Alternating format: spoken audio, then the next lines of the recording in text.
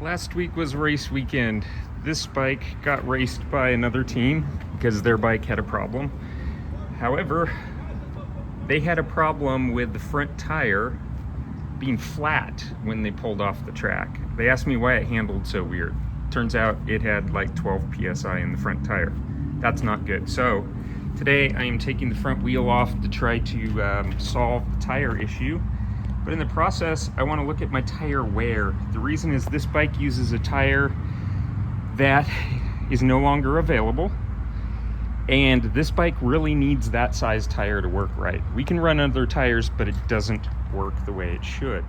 The tire that I use on the front of the Benelli is a 120/17/12. That is a stock tire size for the Benelli. It's also a stock tire size for a Grom. These are PMT tires. Now, the problem I have here is these PMTs, you can sort of see it here, is a soft. I'd rather have a medium. The reason for that is if we look at the tire wear here. We have our wear indicator here, and we have our wear indicator here, which is absolutely gone. So the tire is not living particularly well. Down here on the sidewall, I really hope this shows up. There's this bead here. This is virgin tire. That tire never gets leaned over far enough for that to make contact with the ground, hence it never wears.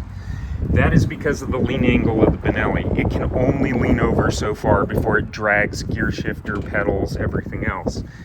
This is the opposite side of the tire, comparing the wear. Here we have, you can still see the wear indicator here. You see the one in the center, those never wear out, of course.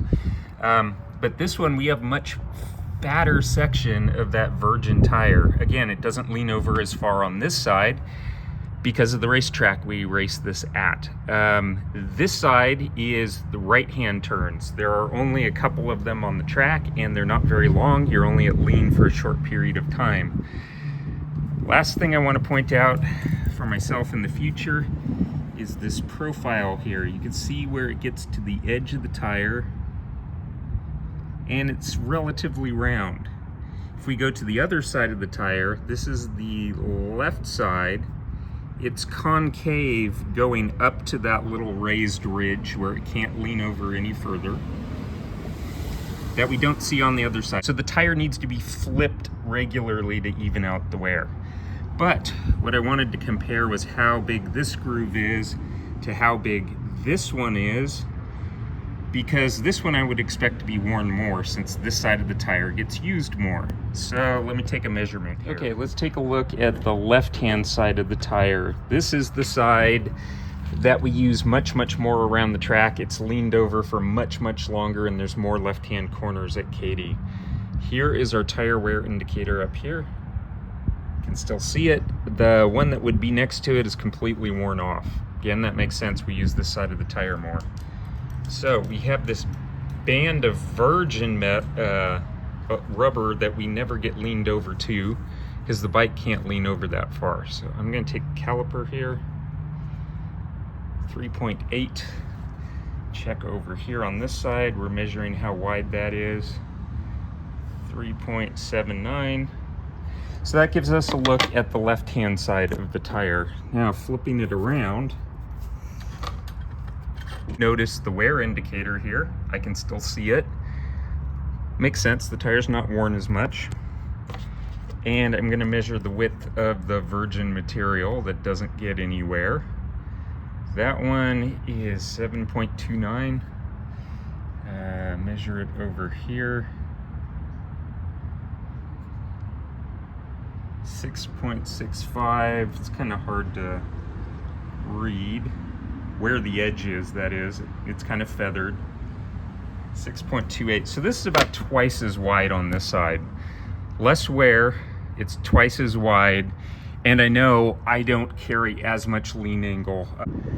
So the problem I have with the tires, these are PMT softs.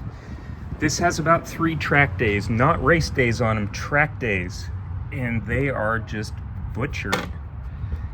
But for this reason, I need to flip this tire because I can't get these tires anymore.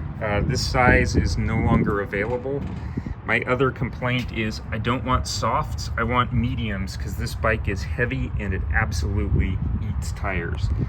The other problem, they raced this and it went flat during the race. It got down to 12 PSI. It was not holding air, so I need to figure out why.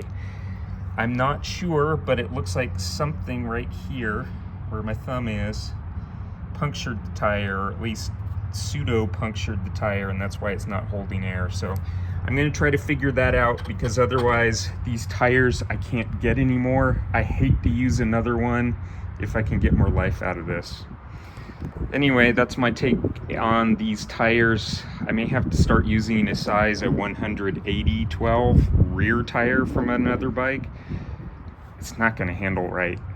Oh well. Turns out I'm learning a lot today. I am flipping this tire yet again because I made a false assumption. This is the less worn out side of the tire, but it's on the wrong side of the wheel. At one point I dropped the tire and I lost track of which side was which. Unfortunately, after wasting an entire day flipping it over back and forth and trying to figure out the truth, this tire actually does wear more on the right side at the Katy track than it does on the left.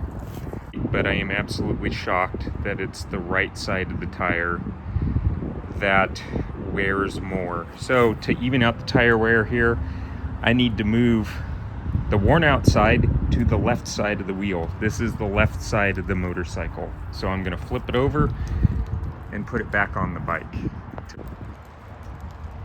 Then I need to do the rear wheel because it has the same problem. I'm done with the tire change. Flip the tire for the third time. This side of the tire here has more wear. This is on the left side of the bike. This one has the wider groove that we saw before. I'm putting it on the brake disc side, which is the right-hand side of the bike. So I have more tire on the side I'm wearing out first. Tire has been flipped. I wasn't careful when I did this before to make sure all I was doing was flipping the tire over. I made an assumption about which side was the side that was worn when I dropped the tire. I'm gonna put this back on and get the bike rolling again, and I need to do the rear tire next. Same thing.